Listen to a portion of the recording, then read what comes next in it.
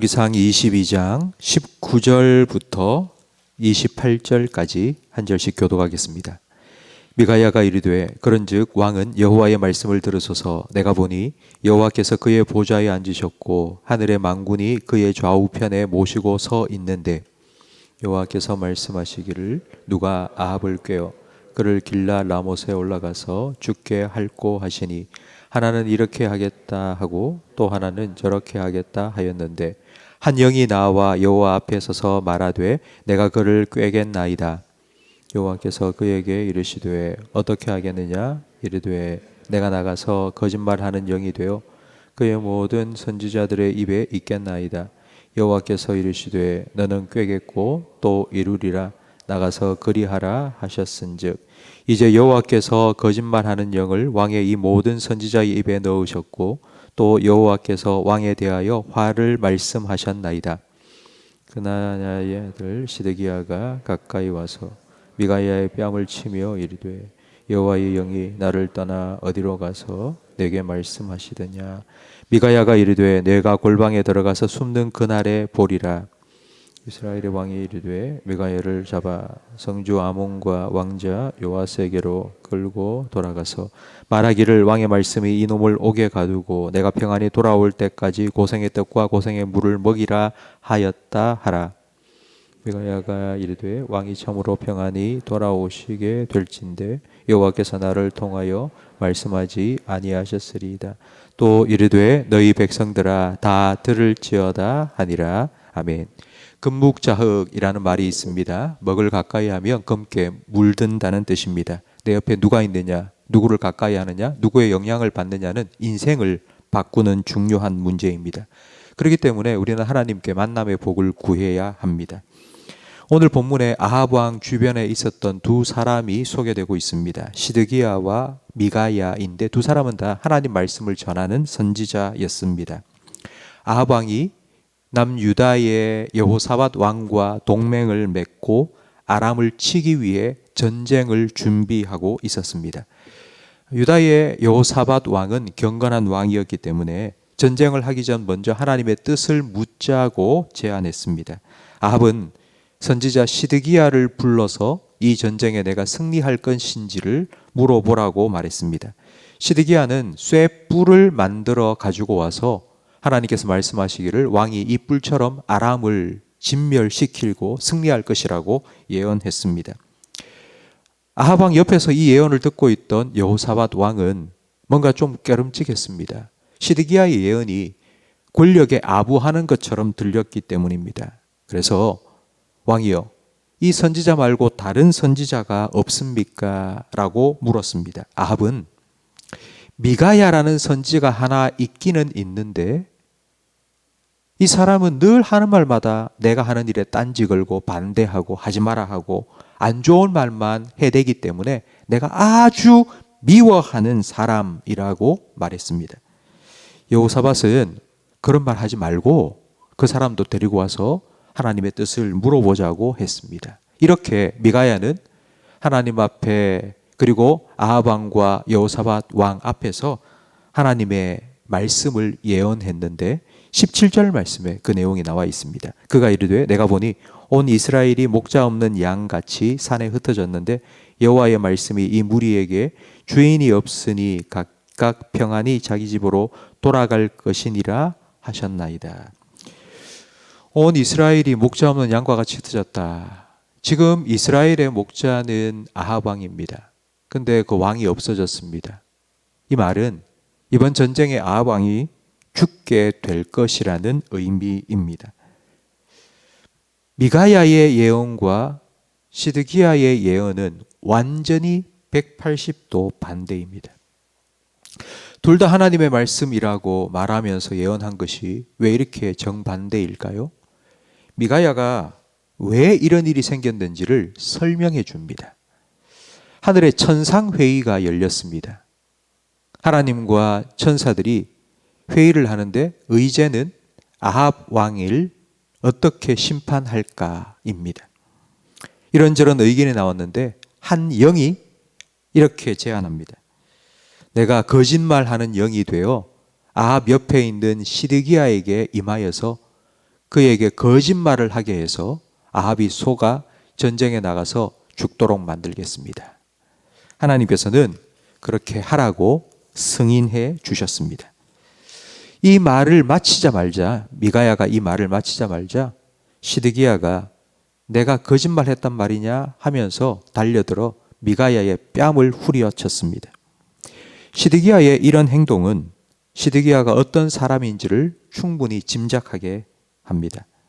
내 의견과 다른 의견을 내놓은 사람은 다 틀렸고 잘못한 사람이라고 생각하는 사람입니다.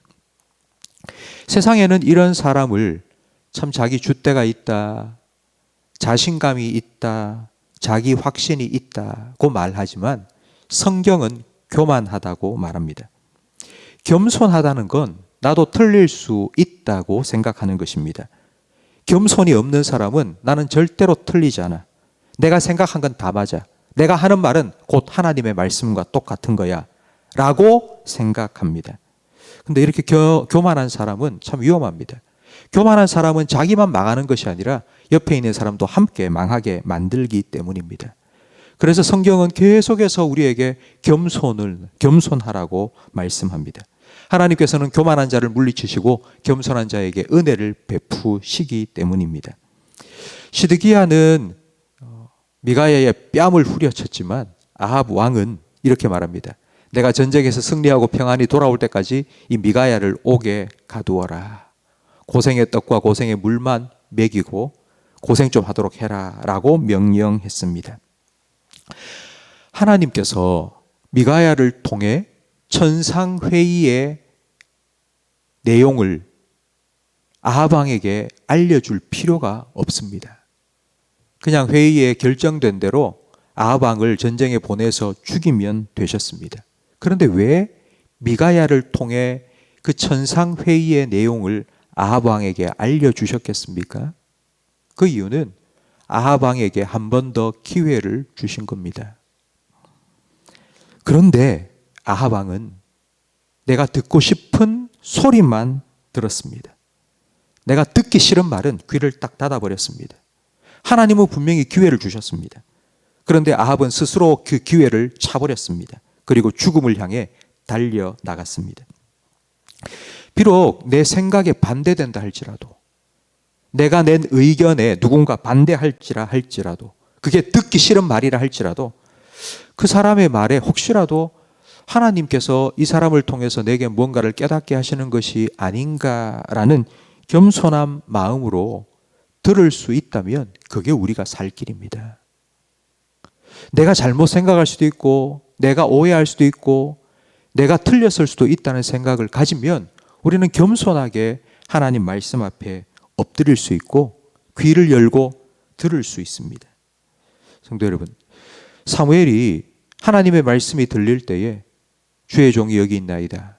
주의 종이 듣겠습니다. 내게 말씀하옵소서 라고 하나님 앞에 겸손하게 엎드렸던 것처럼 여러분에게도 이와 같이 겸손하게 하나님의 말씀에 엎드릴 수 있고 귀가 열릴 수 있는 그런 마음을 하나님께서 주시기를 간절히 바랍니다.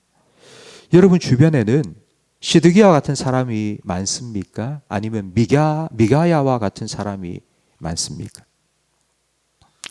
여러분은 시드기야 같은 사람을 좋아합니까? 아니면 미가야와 같은 사람을 좋아합니까? 사람은 다 똑같습니다. 자기에게 좋은 말 해주는 사람을 좋아하지, 싫은 말, 듣기 싫은 말, 반대하는 말, 하지 마라 하는 말, 그런 말 해주는 사람 싫어합니다. 그런데 여러분, 하나님께서 우리에게 보내어 주신 성령님께서는 그와 같은 일을 하십니다. 성령님께서는 우리의 마음속에 육체의 소욕이 확 일어나서 그 육체의 소욕을 따라 정욕을 따라 행하려고 할 때마다 하지 마라, 안 된다 라고 말씀하십니다. 아합 왕 옆에 미가야를 붙여서 살라고, 돌이키라고 하나님께서 기회를 주신 것처럼 하나님께서는 성령을 통해서 우리에게 하지 마라, 돌이켜라, 멈추어라 계속하여 말씀해 주십니다. 성도 여러분, 성령에 민감한 여러분이 되시기를 바랍니다. 성령님께서 여러분 마음속에서 하나님의 말씀을 기억나게 해주시고 생각나게 해주시고 육체의 소욕과 반대되는 하나님의 뜻을 기억나게 하실 때에 여러분 겸손하게 그 성령을 따라 행할 수 있기를 바랍니다. 성령을 따라 행하면 육체의 소욕을 이길 수 있습니다. 그리스도 예수의 사람으로 성령의 열매, 예수님의 인격의 열매를 여러분의 삶에 맺으며 살 수 있습니다. 성령님께서는 그렇게 우리를 도와주시기 위해 하나님 파송을 받아 우리와 함께 계십니다. 그 성령에 민감하여서 하나님 말씀에 겸손하게 엎드려 성령을 따라 행하시며 하나님께서 우리에게 주시는 은혜를 누리며 살아가시는 저와 우리 모든 성도님이 될 수 있기를 주님의 이름으로 축복합니다. 기도하겠습니다. 하나님 아버지 감사합니다. 오늘 말씀을 통하여서 하나님의 말씀 앞에서 우리가 어떠한 태도와 자세를 가져야 되는지를 다시 한번 생각하게 하시니 감사합니다. 아하방을 위하여서 악한 아하방이지만 하나님께서 미가야 선지자를 보내 다시 돌이키고 또 회복될 수 있는 기회를 주신 것처럼 우리에게 성령님을 보내어 주셔서 날마다 우리의 육체의 소욕을 좇아 살아가는 것이 아니라 하나님의 뜻을 따라 살아갈 수 있도록 도와주셔서 감사합니다.